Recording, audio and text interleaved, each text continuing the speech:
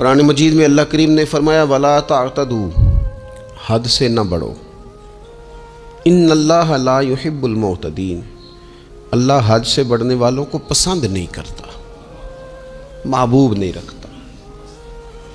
اللہ تبارک و تعالی ان لوگوں کو پسند نہیں فرماتا جو اعتدال کا رستہ چھوڑ جاتے ہیں۔ بعض لوگوں کی یہ طبیعت ہوتی ہے کہ وہ اپنی مزاج کے لحاظ سے ہی کبھی اس پرڑے میں جھک جاتے ہیں، کبھی اس پرڑے میں جھک جاتے ہیں۔ کسی سے دوستی ہوئی تو پھر اس قدر زیادہ ہوئی کہ غلو کا شکار ہو گئے، جان بھی حاضر، مال بھی حاضر، سارا کچھ ہی تو ہے، گھر کی باتیں بھی بتا لی، باہر کی بھی بتا لی، کاروبار کی بھی بتا لی، سب اسی کے نام کر دیا۔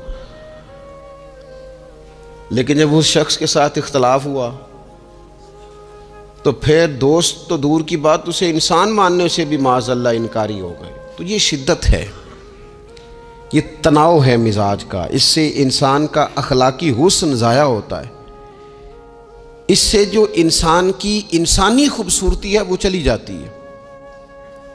وہ کسی نے کہا تھا کہ تعلقات جب حد سے گزر جائیں تو غم ملتے ہیں، اس لیے ہم ہر شخص سے کم ملتے ہیں۔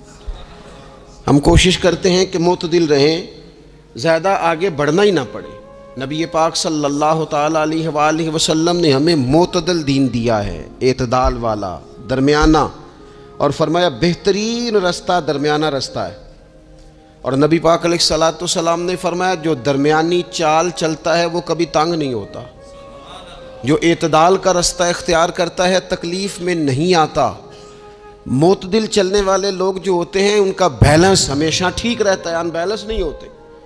تو معتدل زندگی گزاریں، اعتدال پسند بنیں، چیزوں میں شدت نہ لائیں۔ نبی پاک علیہ السلام نے فرمایا دین میں بھی غلو نہ کرو، فرمایا تم سے پہلے لوگ غلو کی وجہ سے ہلاک ہو گئے۔ کچھ لوگ غلو کرتے، چھوڑ دیا جی میں نے سارا کچھ، میرا کوئی تعلق نہیں جی، میں نے نہیں بیاہ کرانا، میرا شادی سے کیا لینا دینا، میں نے گھر چھوڑ دیا جی، اب میں نے تسبیحاں ڈال لی ہیں گلے میں جی، میں اب بس مسجد میں ہی ہوں جی، میں فلانی جگہ۔ دین تو اس کو پسند ہی نہیں کرتا، یہ تو حقوق سے بھاگنے والی بات ہے، شریعت تو اس کو سپورٹ ہی نہیں کرتی۔ اور میں نہ جناب چھوڑ دیا جی میں کچھ نہیں کھاتا جی، بس میں تو روزہ رکھتا ہوں ہر روز، ساری رات اللہ اللہ کرتا ہوں، اس کو پسند نہیں کرتا دین اسلام۔ آپ کو معتدل رہنے کا کہا گیا ہے۔ وہ جو رہبانیت اختیار کر لی تھی یہودیوں نے، عیسائیوں نے، غاروں میں چلے گئے، نکل گئے جنگلوں میں، تو حضور نے فرمایا میرے دین میں کوئی رہبانیت نہیں ہے۔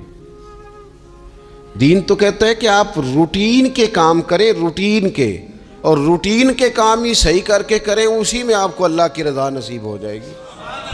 لیکن حضور نے فرمایا جو محنت کر کے روزی کمانے والا اللہ کا دوست ہے، سچا تاجر جو ہوگا اسے اللہ قیامت کے دن نبیوں کے ساتھ جگہ عطا فرمائے گا۔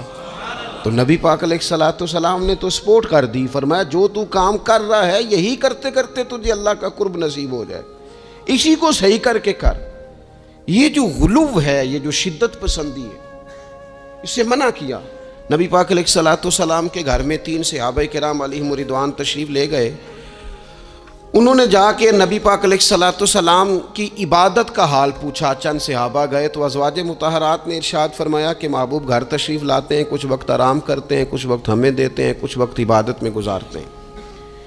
اب وہ تو گئے تھے جا کے یہ معلومات کریں گے اوہو کہ سرور کائنات تو ساری رات اپنے رب کو یاد کرتے۔ ہمارے ہاں بھی لوگ پیری مریدی کے سلسلے میں جب کہیں جاتے ہیں تو ان کا خیال ہوتا ہے کہ جو پیر صاحب ہوتے ہیں نا جی، نہ وہ روٹی کھائیں، نہ ان کے ہاتھ میں موبائل نظر آئے، نہ وہ ہنسیں، نہ انہوں نے اچھے کپڑے پہنے ہوئے ہوں، بالکل ایک فقیر آدمی، اور جب بھی ہم جائیں نا وہ تھوڑی، اور لوگ کرتے بھی ہیں یہ کام اللہ ماشاء اللہ، لوگوں کو دکھانے کے لیے وقتی طور پر بعض جگہوں پہ یہ سلسلہ ہوتا بھی ہے، لیکن یہ وہ نارمل زندگی نہیں جو ہمیں رسول پاک نے سکھائی ہے، یہ وہ دین نہیں کہ آپ بالکل کٹ گئے اور آپ حیرت انگیز بات کر رہے ہیں اور آپ جناب بالکل دنیا کا آپ سے کوئی تعلق ہی نہیں ہے۔ یہ تو رہبانیت ہے اور اسلام اس کو قبول نہیں کرتا۔ وہ صحابہ کرام علیہم رضوان نے نبی پاک علیہ السلام کے احوال شریفہ سنے تو وہ کہنے لگے کہ نبی پاک کے صدقے تو اللہ اگلے پچھلوں کو معاف کرے گا، حضور تو محبوب ہیں۔ یہ سن کے اب انہوں نے اپنے دل میں جو ارادہ کیا، کہنے لگے محبوب تو وراء الورا ہیں، لیکن ہم چونکہ گناہگار لوگ ہیں، عام آدمی ہیں، ہم اس طرح کریں گے کہ ہم ساری رات اللہ کی عبادت کریں گے. حضور تو محبوب ہے نا، چلو کچھ دیر آرام بھی کرتے ہیں، ہم ساری رات عبادت کریں. ایک نے کہا کہ بھائی میں تو ہر روز روزہ رکھا کروں گا نفلی. تیسرے نے کہا میں شادی نہیں کروں گا، میں ایسے ہی وقت گزاروں گا، تجرد کی زندگی گزاروں گا. رسول پاک علیہ السلام کو جب اس بات کی خبر پہنچی تو پتہ حضور نے تبصرہ کیا قربان جائیں. کیا انداز ہے گفتگو کا. محبوب فرمانے لگے یہ میں نے کیا سنا ہے کہ میں شادی نہیں کروں گا اور میں ہر روز روزہ رکھوں گا اور میں ساری رات ہی نفل پڑھوں گا، آرام ہی نہیں کروں گا. محبوب فرمانے لگے میں تم سب سے زیادہ اللہ کو جانتا ہوں اور میں تم سب سے زیادہ رب سے ڈرتا ہوں. حضور فرمانے لگے میں نے تو شادیاں بھی کی ہیں، میرے تو بچے بھی ہیں. حضور فرمانے لگے میں تو روزہ بھی رکھتا ہوں اور میں تو نفلی روزے چھوڑتا بھی ہوں. محبوب کریم علیہ السلام فرمانے لگے میں تو رات کو عبادت بھی کرتا ہوں اور آرام بھی کرتا ہوں. اللہ کے رسول صلی اللہ تعالیٰ علیہ وسلم ارشاد فرماتے فرماتے بات کہاں تک لے گئے؟ حضور فرمانے لگے اپنے یہ سارے طریقے، اپنی یہ سنت حضور بیان کر کے کہنے لگے سن لو بھائی، جس نے میری سنت سے منہ موڑا اس کا مجھ سے تعلق ہی کوئی نہیں. میرے طریقے پہ چلو، جو میں تمہارے لیے اسوہ چھوڑ کے جا رہا ہوں اس اسوے کو اپناؤ، اس طریقہ مبارکہ پر عمل کرو، اعتدال نہ چھوڑے کبھی بھی. غیر معتدل ہو جاتے ہیں لوگ. میں نے دیکھا ہے کہ وہ جب بندہ غیر معتدل ہو جاتا ہے تو چیزوں کا حسن ختم ہوتا ہے، اس کا وقار اٹھ جاتا ہے، اس میں تازگی نہیں رہتی، اس کے اندر وہ کیفیت نہیں رہتی. یہ دین کی بات ہے نا، تبلیغ ہے، یہ بھی حد سے زیادہ نہیں کرنی چاہیے. حضرت عبداللہ ابن مسعود رضی اللہ تعالیٰ عنہ سے لوگوں نے کہا تھا ہمارا دل کرتا ہے آپ روز واز کریں، روز تقریر کریں، ہم روز سنیں. تو آپ فرمانے لگے نہیں، ہفتے میں 3 دن بات کروں گا. اتنی بات کریں گے جو معتدل رہے، جو حد سے زیادہ نہ بڑھے. وہ ہمارے ہاں رواج ہے نا 2.5 گھنٹے کی تقریر کا، 3 گھنٹے کی تقریر کا، 4 گھنٹے کی تقریر کا. تو ہم سے لوگ کئی دفعہ کہتے ہیں اسی تے گل سمجھن لگے سا تسی ختم کر دیتی. تو میں نے کہا آپ شروع لیٹ ہوئے نا، ہم اللہ کے فضل سے پہلی بات سے شروع ہو گئے تھے. ہم نے وہ آدھا گھنٹہ تمہید پہ نہیں نہ لگایا. تجاوز نہ کریں چیزوں سے، اعتدال میں رہیں. دیکھیے اسلام ہمیں یہ کہتا ہے کہ تم کھانا کھاؤ، کلو وشربو، کھاؤ بھی پیو بھی، تمام جائز چیزیں کھانے کی اجازت ہے. لیکن نبی پاک علیہ السلام نے فرمایا کمر سیدھی رکھنے کے لیے کھاؤ، اور جب تمہارا بڑا جی چاہے نا پیٹ بھر کے کھانے کو تو کریم فرمانے لگے پھر بھی 3 حصے کرو کھانے کے. ایک حصے میں ہوا ہو، ایک میں پانی ہو اور ایک میں خوراک ہو. پھر بھی پیٹ بھر کے نہ کھاؤ. بلکہ اللہ کے رسول صلی اللہ تعالیٰ علیہ وسلم فرمانے لگے کسی نے اتنا برا برتن بھرا ہی نہیں جتنا کسی نے اپنے پیٹ کو بھرا. سب سے برا برتن تم نے بھرا. زیادہ کھائیں گے خواہشات زیادہ پیدا ہوں گی، زیادہ کھائیں گے نیند زیادہ آئے گی، زیادہ کھائیں گے غفلت زیادہ طاری ہوگی. لیکن کچھ لوگوں کا مقصد زندگی کھانا ہے. صبح کی پلاننگ الگ ہے، دوپہر کی الگ ہے، شام کی الگ ہے. آپ حیران رہیں گے کہ آپ اس ملک میں رہتے ہیں جس میں سب سے بہترین بزنس ہوٹل چلانے کا بزنس ہے. کھانے پینے کا کام کرو، یہ بھی بنا لو، یہ بھی بنا لو، اچھا بھلا کھا پی کے اس کے بعد فاسٹ فوڈ کا آرڈر دے دیا جاتا ہے. اور کھانے کے بعد کتنی ساری چیزیں. اب تو یہ میں کچھ عرصے سے دیکھ رہا ہوں اچھا بھلا کھانا کھاتے ہیں، اس کے بعد چائے کے ساتھ بسکٹ آ جاتے ہیں. میرا ایک غریب گھر سے تعلق ہے. ہم تو اس وقت چائے کے ساتھ بسکٹ کھاتے تھے، رس کھاتے تھے جب روٹی کوئی نہیں ہوتی تھی یا روٹی کھانے کا پروگرام نہیں ہوتا تھا، کوئی پرہیز چلتی تھی. لیکن اب وہ لوازمات چائے کے ساتھ. اب تو لوگ چائے کا، اب جی آپ کا کھانا نہیں پکانا، چائے پکانی ہے تو چلو ٹھیک ہے چائے پک گئی. اب وہ چائے پک رہی ہے، اس کے ساتھ جناب بھنا ہوا گوشت پڑا ہے، اس کے ساتھ پیزا آ گیا ہے، اس کے ساتھ فلانی چیز آ گئی. یہ کیا ہے جی؟ اچھا پھر وہ خواہش بھی ہوتی ہے بعض میزبانوں کی کہ اب یہ تعریف بھی کریں. وہ سارا کچھ رکھ کے تو ساتھ یہ بھی کہہ رہے ہوتے ہیں تو چونکہ روٹی ڈاک چھڑی سی لہذا پھر ہم نے نا یہ سارا کچھ کیا ہے. یعنی وہ کہہ رہے ہوتے ہیں کہ مہمان اب یہ کہے کہ او ہو آپ نے تو بڑا تکلف کر دیا ہے، اس کی کیا ضرورت تھی. تو کئی مہمان میری طرح کے بڑے پکے ہوتے ہیں، جو روز کے مہمان ہوتے ہیں نا بڑے پکے ہوتے ہیں، وہ تعریف شریف کوئی نہیں کرتے. وہ صاف ہی بات کرتے ہیں کہ تسی ایک شے رکھ دے تے اسی بھی چج نال کھا لیندے. اب تو یہ چکھنے چکھانے کا ہی ماحول ہے. کوئی ایک رکھتے یا ہماری مرضی کی رکھتے یا پوچھ لیتے کہ اس ٹائم روٹی کھانی ہے تو چلو ہم کھاتے. یہ لوازمات ہیں، یہ تکلفات ہیں. اس میں گھر والے بھی تکلیف میں، پیسہ بھی بعضوں کا ضائع. آپ کھانے کے لیے زندہ نہ رہیں، زندہ رہنے کے لیے کھانا کھائیں. اپنی طبیعت میں بوجھ نہ بنائیں کسی قسم کا. نبی پاک صلی اللہ تعالیٰ علیہ وسلم نے مومن کی شان پتہ کیا بیان کی؟ فرمایا کافر اور منافق 7 آنتوں سے کھاتا ہے اور مومن 1 سے کھاتا ہے. اتنا فرق ہے کافر منافق کے کھانے میں اور مسلمان کے کھانے میں. 6 گنا کم روٹی کھاتا ہے مسلمان، 6 گنا کم. حضرت عمر فاروق ملک شام میں حضرت ابو عبیدہ بن جراح سے ملنے کے لیے گئے تو کہنے لگے اتنی دور سے آیا ہوں، شپا سالار روٹی تو کھلا.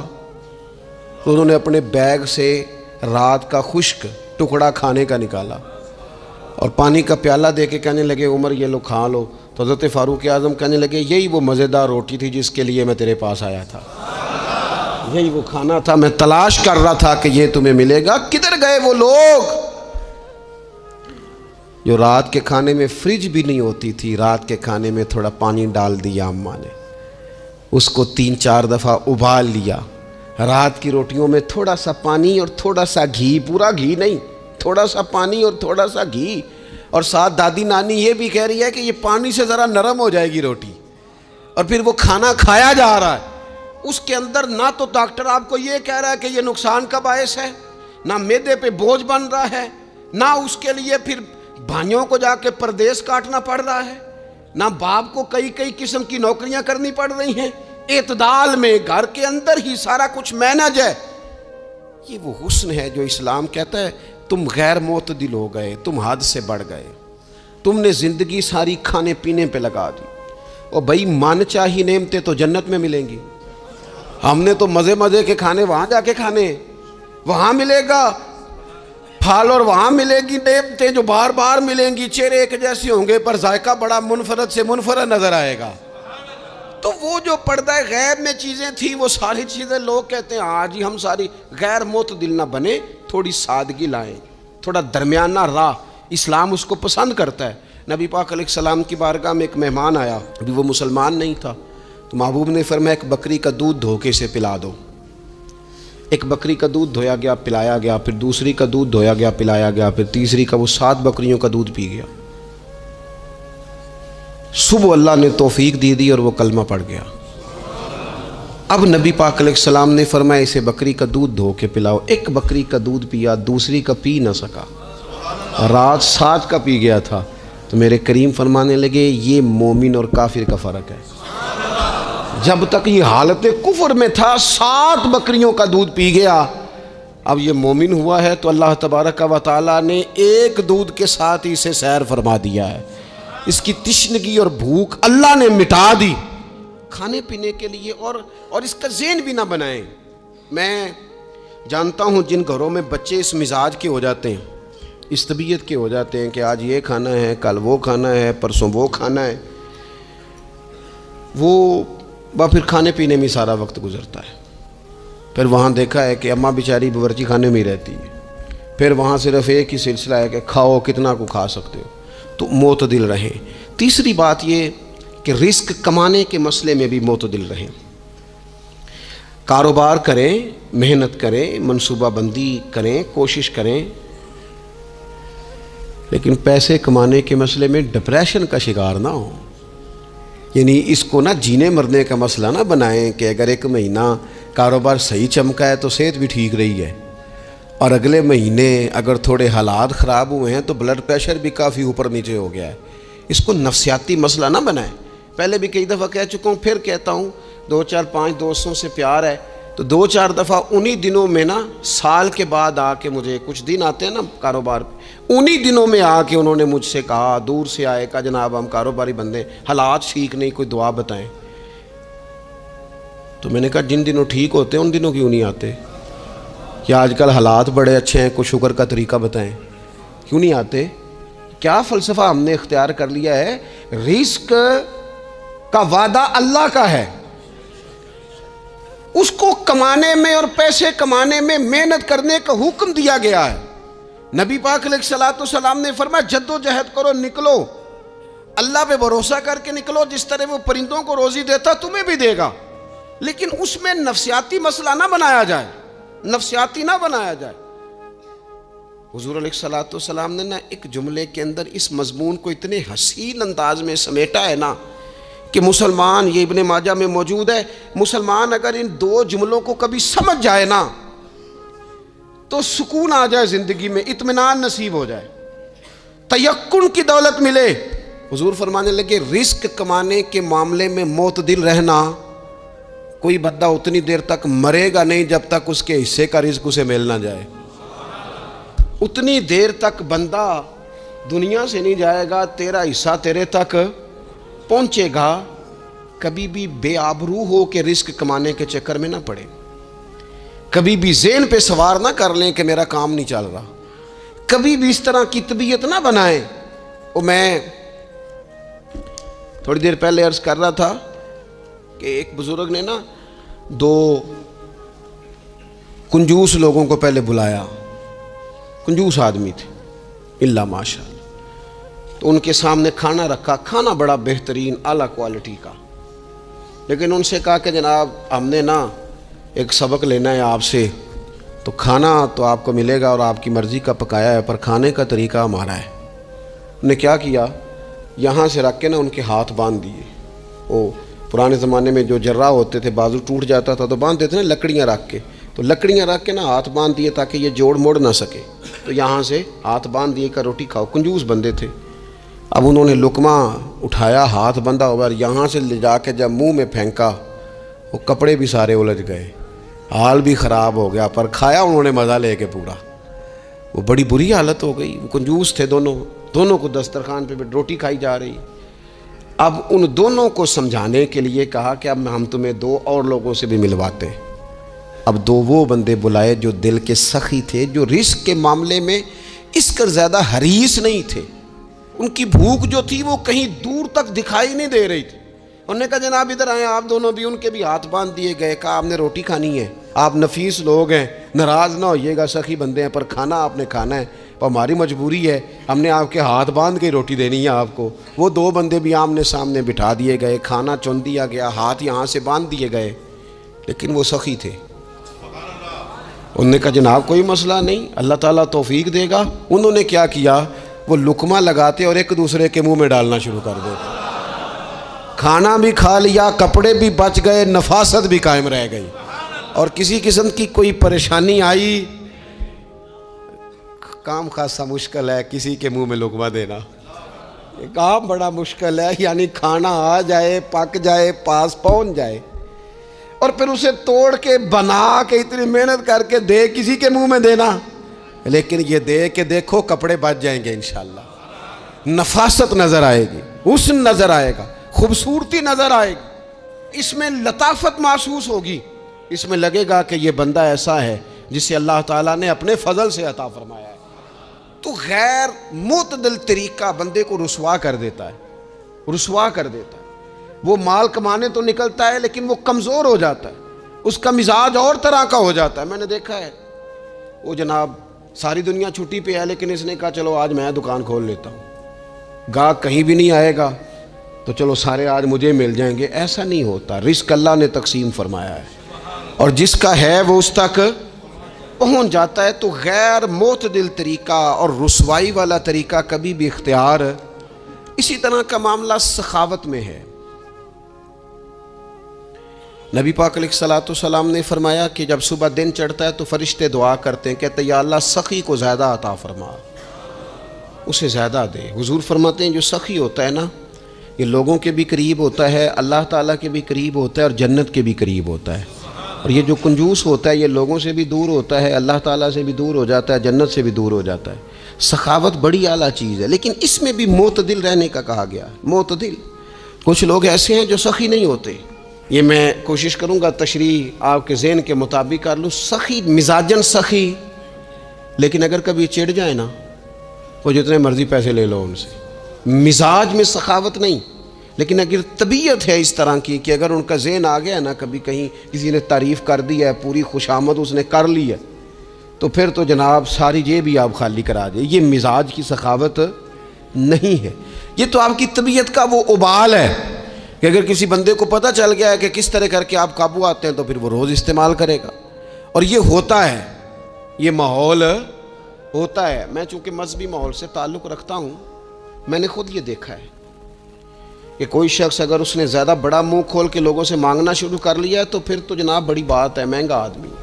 اور اگر کوئی اپنی وزاداری قائم رکھتا ہے, خوشامد نہیں کر سکتا, اس کی طبیعت نہیں ہے کہ وہ 20-50 لوگوں کی خوشامد کرے, 10 کو حاجی صاحب کہے, 20 کو عاشق رسول کہے اور 30-35 کو کہے جناب بڑی بات ہے, ہم نے تو بڑا دیکھا ہے, آپ تو بڑے بہترین لوگ ہیں. تو پھر جناب وہ اگر یہ کام اسے کرنا آتا ہے تو پھر اس کا مطلب ہے اسے دہاڑی بھی اچھی لگانی آتی, پھر اس کی آواز کا بھی زیادہ سریلا ہونا ضروری نہیں.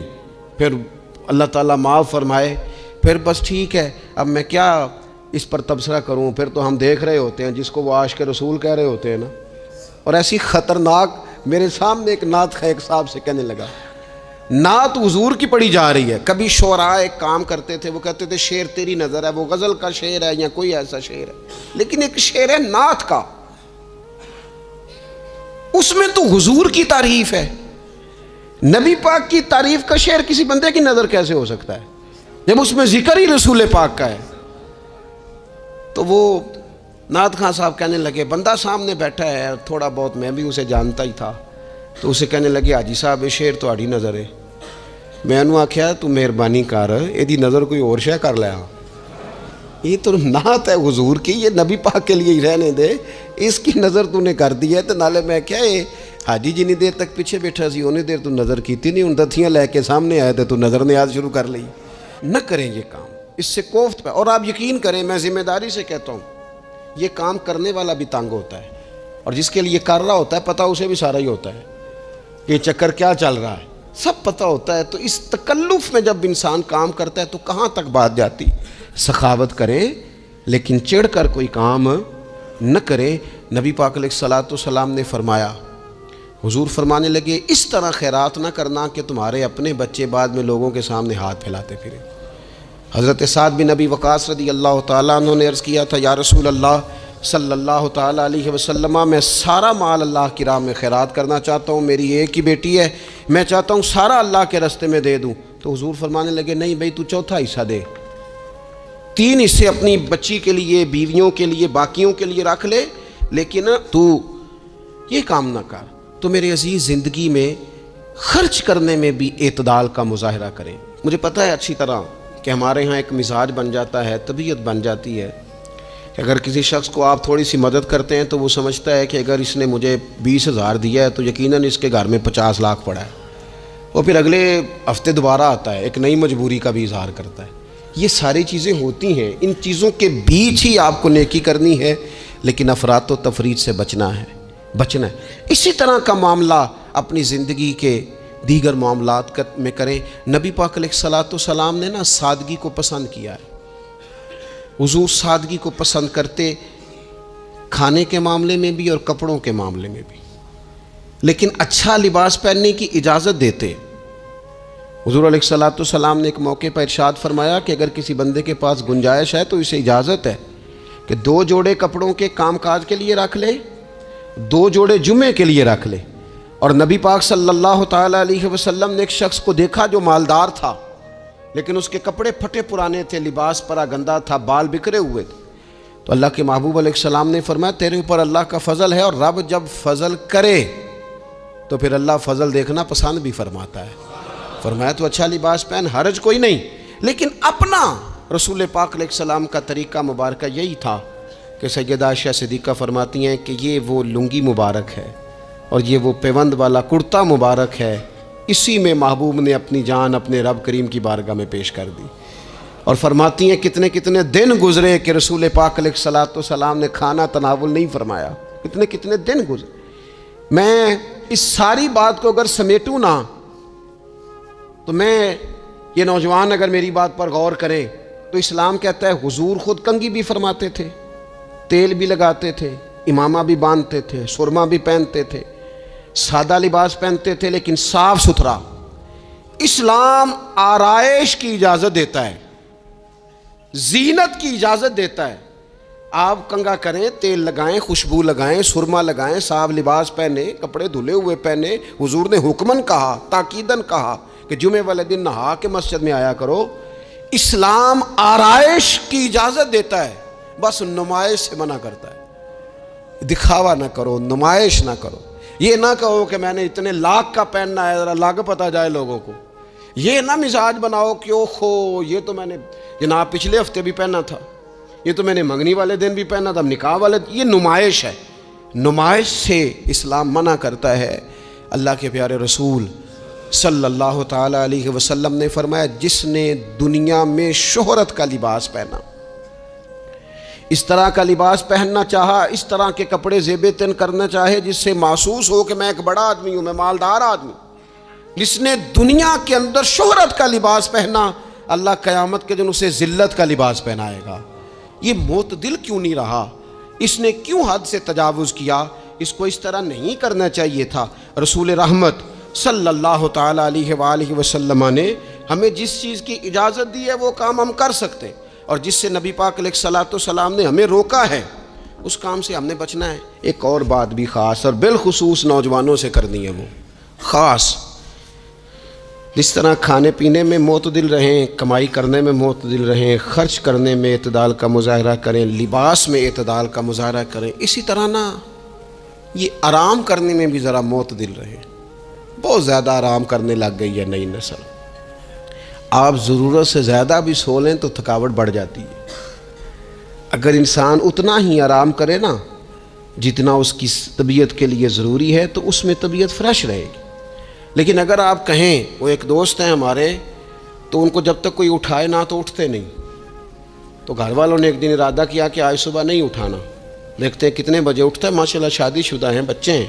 تو کہنے لگے جی پھر اللہ کے فضل سے میں 2 بجے خود ہی اٹھ گیا تھا. یعنی رات ایک شخص سویا ہے اور اگلے دن 2 بجے سویا. تو اب انہوں نے تو یہ بات محبت میں کی، تو پھر میں نے ان سے یہ پوچھا، میں نے کہا یہ بتائیں کہ آپ چلیں رات آپ سو گئے، سمجھ لیں آپ سو گئے 2 بجے رات کو، 12 گھنٹے کے بعد اگر آپ اٹھے طبیعت کیسی تھی؟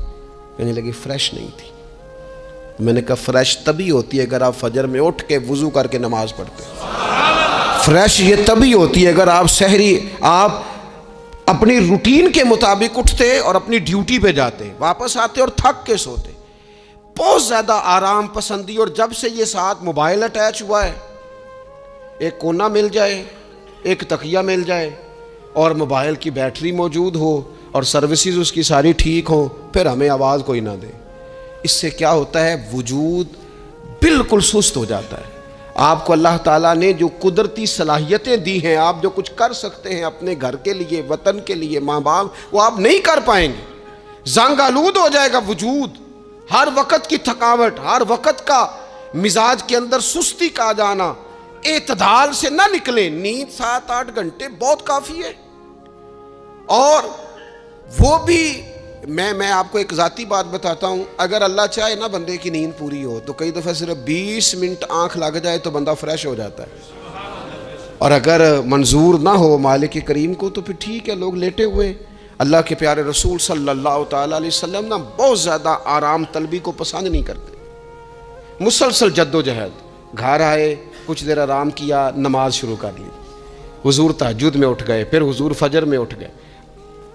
دوپہر میں تھوڑا سا آرام فرماتے تاکہ رات کو بیدار رہنا آسان ہو، لیکن بہت آرام پسندی. ہمارے حضرت صاحب فرمایا کرتے تھے زمین کے اوپر کام، نیچے جا کے آرام.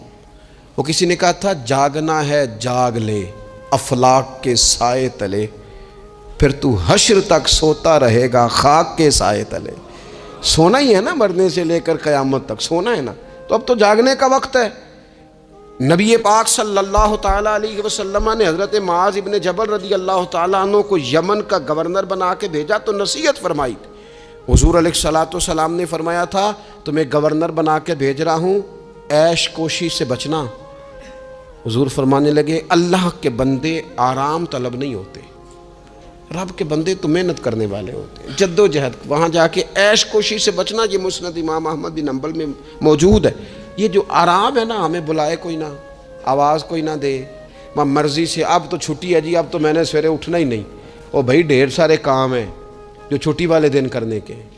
ڈھیر ساری ذمہ داریاں ہیں جو چھٹی والے دن پوری کرنے کی ہیں۔ اپنی زندگی سے، اپنے وجود سے کچھ نفع لیں، ایسا نہ ہو کہ یہ بیکار ہو جائے۔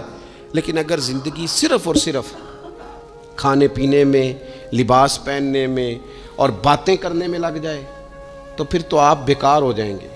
پھر تو محسوس ہوگا کہ جیسے انسان نہ خوابوں کی دنیا میں زندہ ہے، باتوں کے ساتھ اپنے دل کو مطمئن کرتا ہے۔ اس نے اچھا لباس پہن لیا ہے، بس آئینے میں اپنے آپ کو دیکھ کے خوش ہوتا رہتا ہے، طرح طرح کے کھانے منگاتا رہتا ہے، بس زبان کے ذائقے پورا کرتا رہتا ہے۔ امام طبرانی حدیث لائے ہیں، رسول پاک صلی اللہ تعالیٰ علیہ وسلم نے فرمایا، میری امت میں ایسے لوگ آئیں گے جو رنگ برنگے کھانے کھائیں گے، انواع و اقسام کے مشروبات استعمال کریں گے، طرح طرح کی زیب و زینت کریں گے، اور منہ پھاڑ پھاڑ کے باتیں کریں گے، منہ کھول کھول کے گفتگو کریں گے۔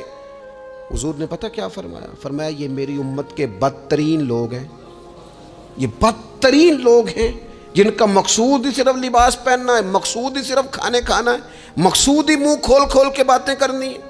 ان لذات میں جو لوگ پوری طرح الجھ گئے، کوئی خیر کا کام ہی نہ کر سکے، کوئی مقصد زندگی کی طرف ہی نہ بڑھ سکے، یہ بدترین لوگ ہیں۔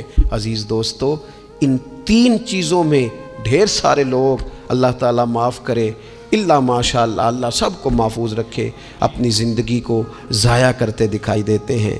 یا تو کھانے پینے کا شوق ہے، یا لباس کی زیب و زینت کی طرف توجہ ہے، یا بس نشستن گفتن برخاستن بیٹھے ہیں اور باتیں کی ہیں اور اٹھے اور اتنی باتیں کی ہیں، اتنی باتیں کی ہیں، اس میں بھی کوئی اعتدال نہیں۔ بہت زیادہ بولنے سے وقار چلا جاتا ہے، بہت زیادہ باتیں کرنے سے باتوں کا حسن ضائع ہوتا ہے، بہت زیادہ بولنے والے کے جملے قیمتی نہیں رہتے، بہت زیادہ باتیں کرنے والا آدمی بے وزن اور بے وقت ہونے لگتا ہے، بغیر مانگے مشورہ دینے والے لوگوں کے مشوروں کو لوگ ردی کی ٹوکری جاننے لگتے ہیں۔ اپنی زندگی کو اگر وزادار اور باوقار بنانا چاہتے ہیں تو ذرا لباس میں بھی سادگی ہو، اللہ کی ہر نعمت خوش دلی سے استعمال کی جائے، سادہ کھانا بھی ملے تو رب کی عطا سمجھ کے رغبت کے ساتھ، شوق کے ساتھ اسے استعمال کیا جائے۔ مجلس میں بیٹھا جائے تو سیکھنے کی کوشش کی جائے، دوسروں کی باتوں کو سنا جائے۔ اللہ تعالیٰ نے کان دو دیے ہیں، زبان ایک دی ہے، معنی کیا ہے؟ ڈبل سننا چاہیے اور سنگل بولنا چاہیے، دو گنا سنیں اور اس سے آدھی گفتگو کریں۔ اور ہمارے حضرت تو فرمایا کرتے تھے اپنے جملوں کو چھوٹا کرو، جو بات تھوڑے جملوں میں کہی جا سکتی ہے اسے لمبے جملوں میں نہ کہو، ہر بات کی وضاحت کرنا اور ہر بات کا پس منظر بیان کرنا اور بات کو اتنا لمبا کر دینا کہ اصل بات ہی اس میں سے رہ جائے، بیچ میں سے مدعا ہی ختم ہو جائے، آنے کا مقصد ہی کسی کو سمجھ میں نہ آئے، اس سے بھی انسان اعتدال کا رستہ چھوڑتا ہے۔ تو فرمایا ولا تعتدوا، حد سے نہ بڑھو، ان اللہ لا يحب المعتدین، اللہ حد سے بڑھنے والوں کو پسند نہیں کرتا۔ اللہ تبارک و تعالی ہمیں دین کا جو حسن ہے اعتدال پہ رہنا، اس پہ ہمیشہ قائم رکھے۔